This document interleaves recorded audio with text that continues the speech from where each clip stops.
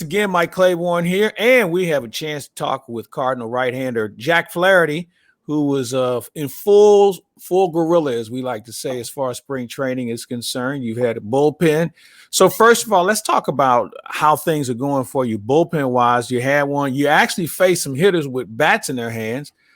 Compared to, I'm sure, where you were working out in the offseason, they may have a guy standing in the box, but these guys may be a little bit better than what you faced. So how did you think things went?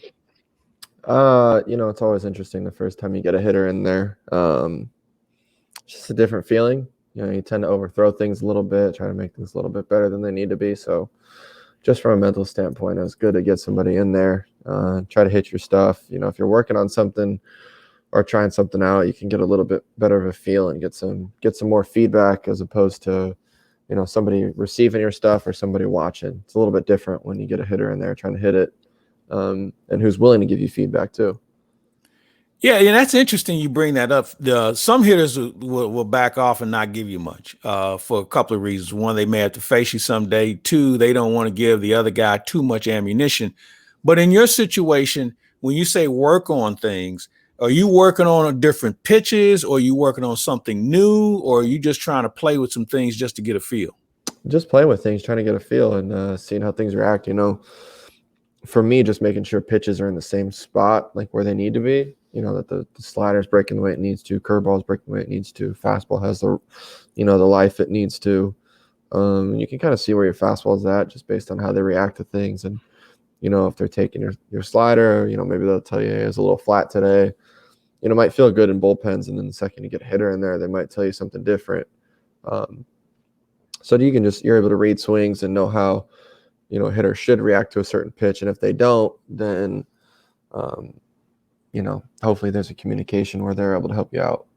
How much do you pay attention to velocity? We've seen guys come in the game and they want to go 97, they want to go 98, they want to go 99, and they want to wow people, but they don't have the control. It might be a little too flat. So what's your comfort zone with regard to velocity and when you can do things off of your fastball?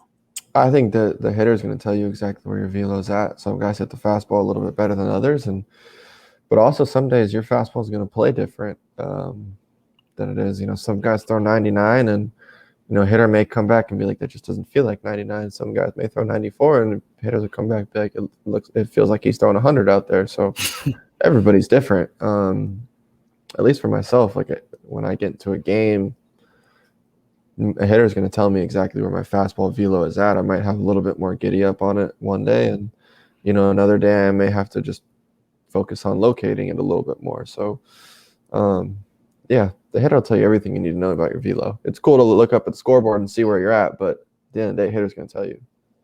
Now, when you watch hitters and their reaction, you watching their swing, you watching footwork, you watching their eyes. What are the keys for you to see if it's working or if you may need to adjust?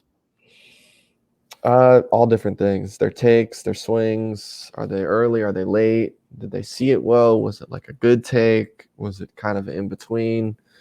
Did they just get lucky with a good take? Sometimes you throw a really good pitch and you just you kind of guess and maybe you chalk it up, be like, that's just a lucky take. I'm gonna try that again.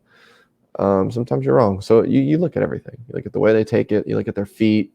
Sometimes their hip, whether or not their hip's flying open, if they're cheating, but you see it in their timing. If they're on time for the fastball, whatnot. I always like to remind people that as good of a pitcher might be, they pay that guy with a bat in his hand a lot of money to do some damage as well. And they're going to get you from time to time. How much of a memory do you have in those situations where, he got me and I gave him a really good pitch and he just took care of it, compared to saying, all right, I don't want to throw that pitch again. Or are you one of those guys that say, I think my pitch is going to be better than his swing? I'm always going to take my pitch over his swing, but I'm going to remember, maybe an approach that a guy had, if you got me in a situation or whatnot, or especially if I got him, I remember the sequence, I remember, the approach he had or the takes he took.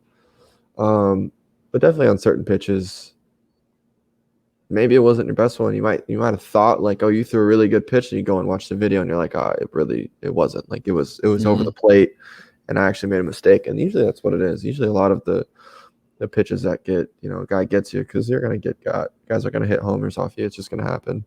A lot of those tend to be mistakes. You may think it was a lot better than it was, but it usually tends to be a mistake. So yeah. For you in that situation, you ever had that situation where you really had second thoughts about throwing a pitch, and this moment you throw it, it's going to be a pitch that's going to give you trouble? Or are you one of those ones that you'll step off and take a deep breath, maybe shake off the sign to make sure you have more confidence in the pitch? Because I've seen where guys, when they get in between and they're not sure, they throw a pitch without the confidence behind it, and the next thing you know, they're using a new baseball because that one is unplayable.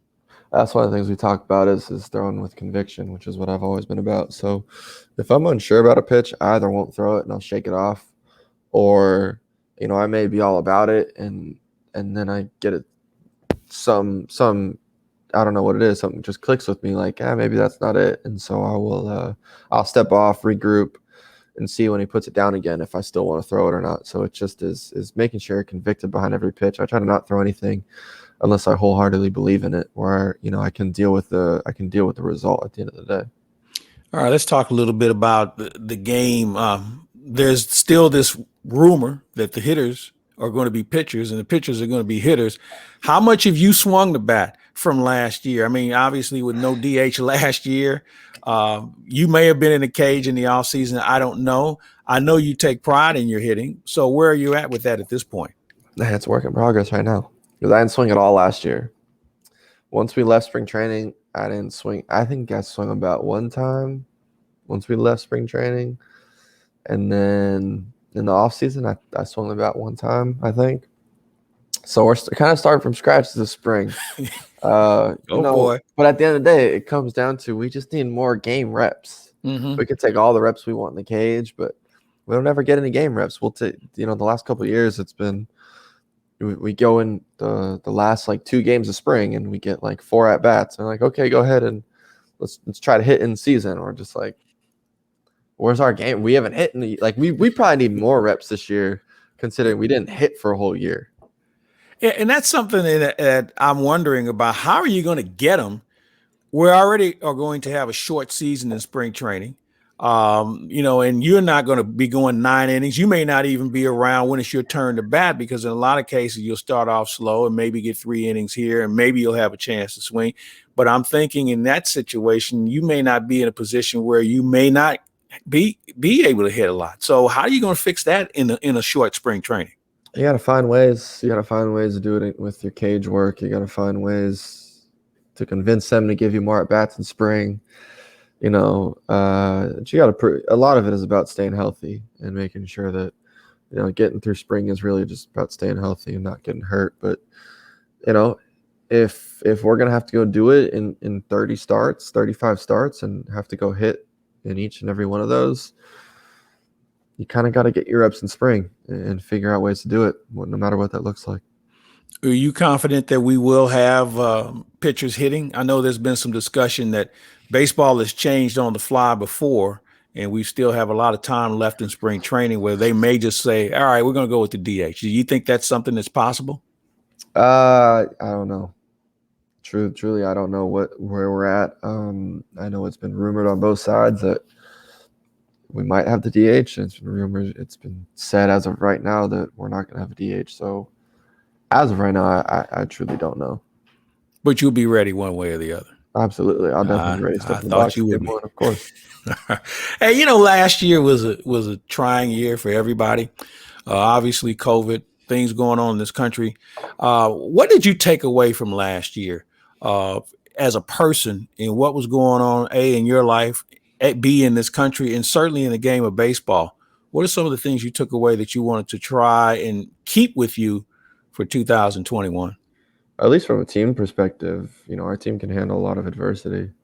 We sat out for 15 games or 15 days, whatever it was, had to play however many doubleheaders it was. And for our team and our guys to go through that, and especially with me not pitching all that well, and for guys to just get us in a situation to get to the playoffs and then get in the playoffs and then put up a fight against being a couple pitches away here and there from beating the Padres. So from a team perspective, we can handle adversity.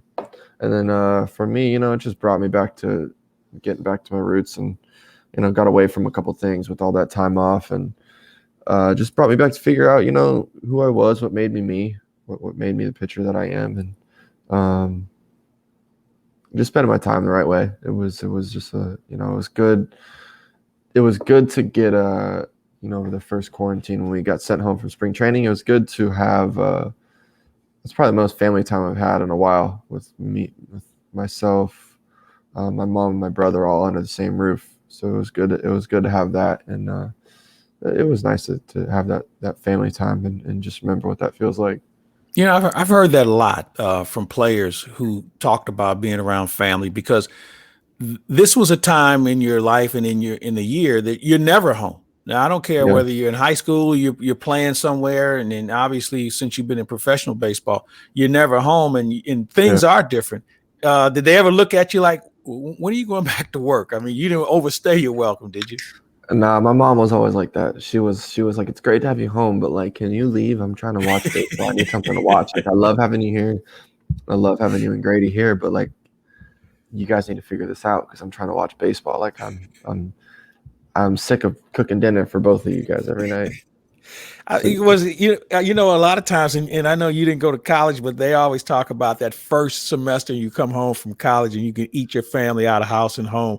Was it like that for you? Were you putting a real stress on the food bill? A little bit. I mean, that's just the way it was. She was so happy to have us home, and she was cooking all the time, baking, making everything. And then after a couple months, she was just kind of tired of it. It was just like, man, this has been great, but I miss watching you guys play baseball. Like, that's what I'm trying to see. So it was one of those things.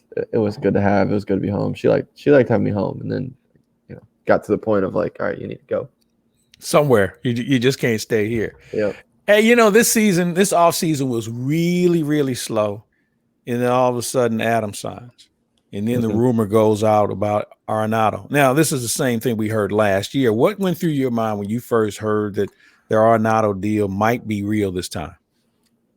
Here we go again. It was just another rumor.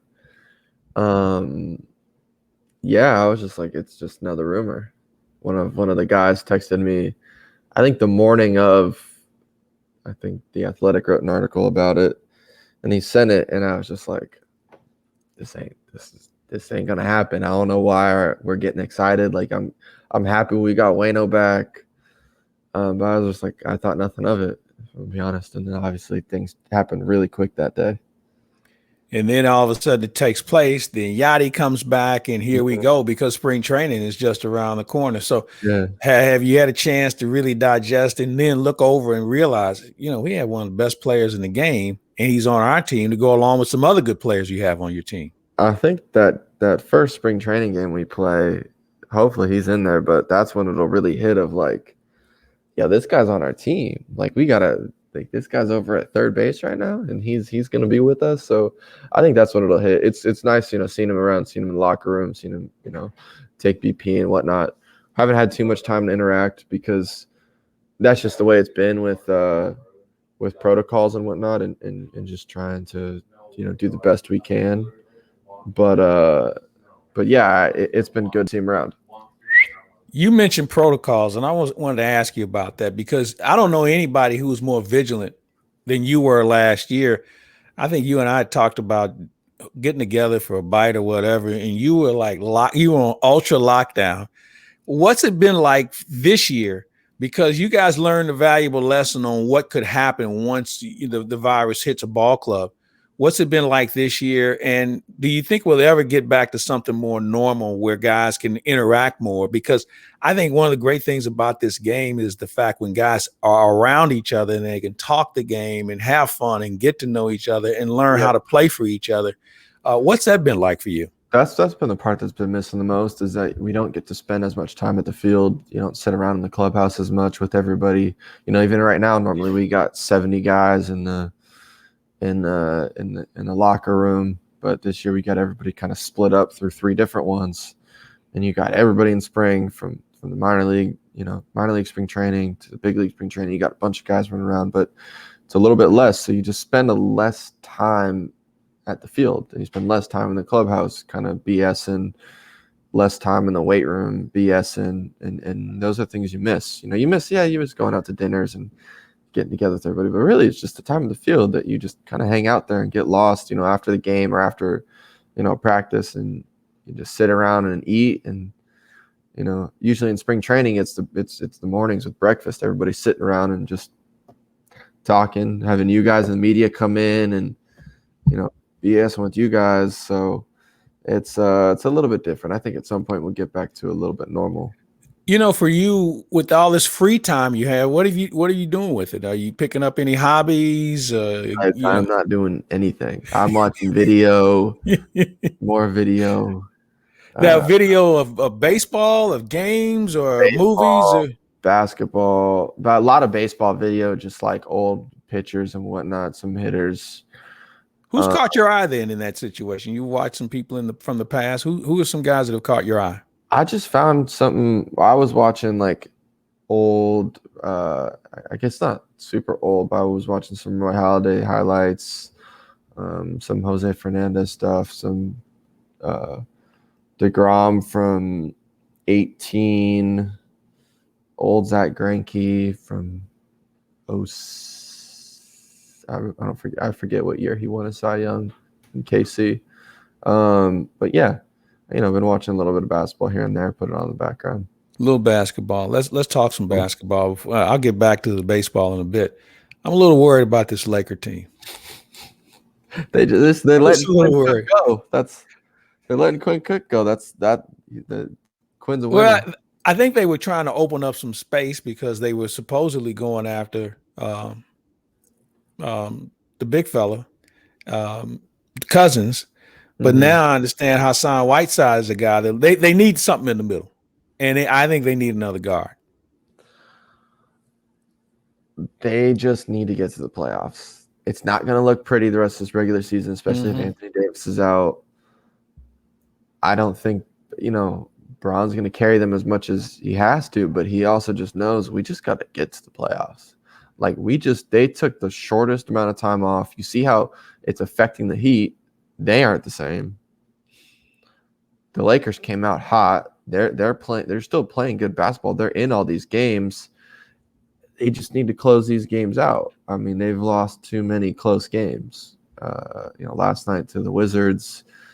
They lost the Heat game that was close. One other one that was close. It's not like they're getting blown out. They're in every game. So if you add Anthony Davis in there, but they got to close these games out. I mean, yeah.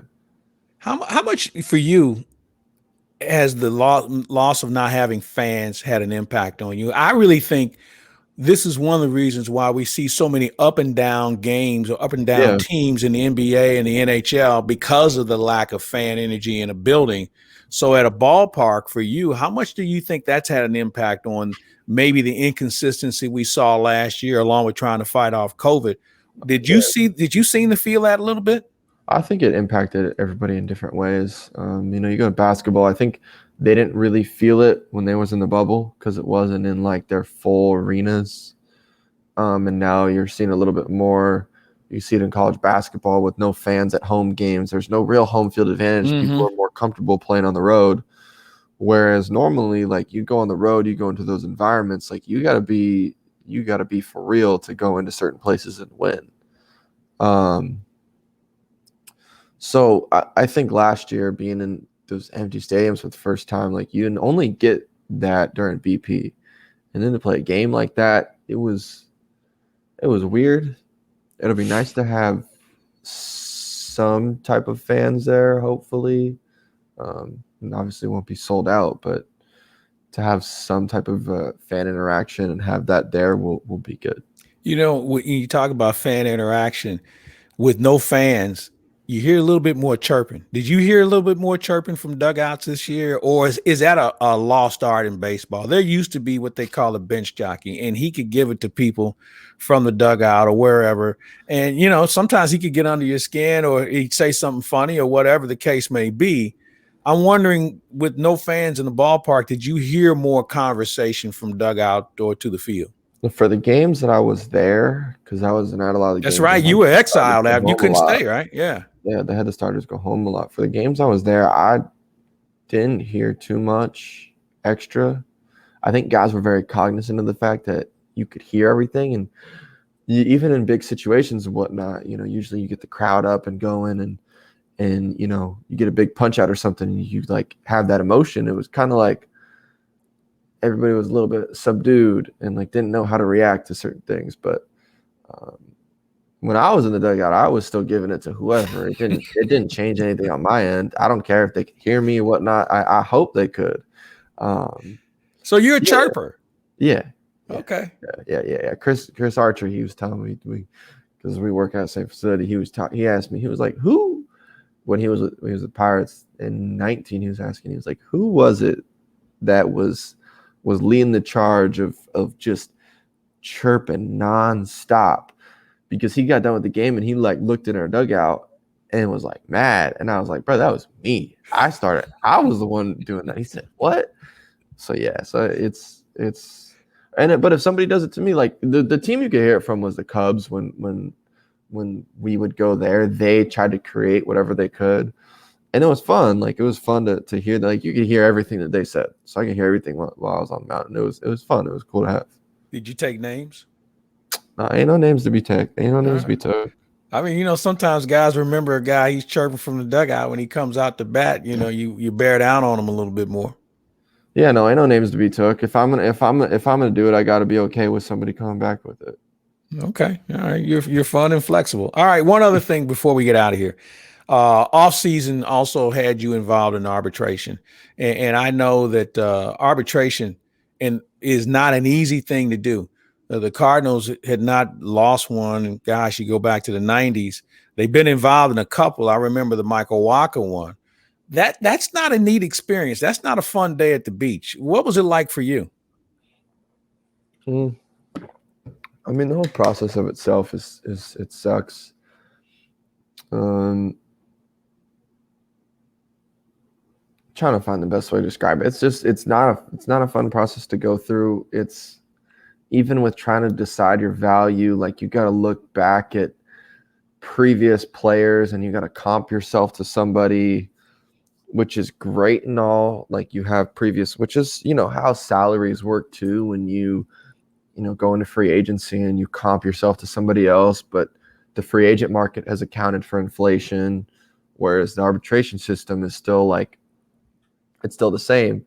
And, guys get signed out of going into the arbitration process. They sign deals to stay out of it. And, it hurts the system a little bit. So the system of itself is not good. And it definitely was not built to come off of a year like 2020 for a bunch of the first year guys. And so it was I don't want to say it was eye-opening, but it was interesting to sit through. It was interesting to hear a bunch of things, and really interesting just to learn about the process, and that it's not good. Do you think there's change on the horizon with a collective bargaining agreement about to expire? You never know. I don't hold all the cards in that. I can have my say and my view and my opinion on it, but you would hope so. You would hope that there's changes to be made to the arbitration system. There's changes to be made to rookie salaries and minimums, and that guys are on minimums for 3 years. And you see with old buddy with the Mariners just being very open about the fact that they were going to manipulate the system. I mean, we don't even have to do anything at this point. Like he said it. He said that they were going to hold the other dude down. They weren't going to call guys up during 2020. They weren't. He said, weren't calling prospects up. Their clocks were not going to start. They weren't going to win, so they're not going to call their guys up. He talked about I forget his name. I'm sorry that Mather. No, not even him. Forget his name. He's gone. The prospect that they talked about. Oh, yeah. When he talked about the fact he doesn't know English and that he wasn't going to get called up for like 3 years. You see it, and then it wasn't a good day for the owners to have the president of a team come out, just basically put all the cards on the table on what their plan was. It wasn't, but you see it. We all see it. It's right in front of us. But there it was directly laid out. Your situation, although you were in arbitration with the team you play for, you didn't take it personal. I know there was some who felt like, well, he's going to be upset by this, and I guess some of the memes that you put on your Instagram account indicated, well, I'm Yeah, not happy with it. That was directed more at the system or the team.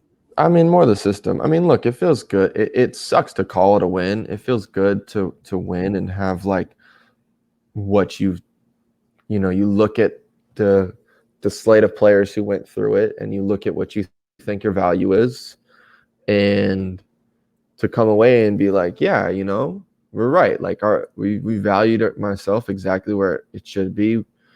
Had it been a different a full 2020 season, it might have been even more different than what it was. So is it nice to walk away from that and be like, and that means I had to wait a whole week because they had like 4 other ARB hearings to go through. So I went first. I got a whole week to wait for, which also doesn't make sense. Why am I got to wait a week to hear about the response comes in 24 hours, and I got to wait a whole week to hear it because they have to wait for these other guys to go. I'm like, why are these not in back-to-back days, or could happen simultaneously on the same day? I don't know. I don't know what happened. I'm not sure, but it's it is just like some of the things that they have to dig up, or who you have to get compared to. That's I'm sorry. I think we just got a thing going on, but Yeah, you got something working there. That's where it's more taken. Like when you see like the comparisons that have to get drawn, that's where it's like, all right, well, this is a part of the process. It sucks, but you just take notes. And with that, we'll take a leave with the alarm going off. That's the live part of this business, the fun part of this business. You never know what to expect. Jack Flaherty's creating an alarm, folks, somewhere. Hey, man, it's always great to visit with you. Stay healthy. Have fun this year. And thanks for your time, as always. And go check on that alarm. Appreciate it, Claibs. All right. I got to go check on this.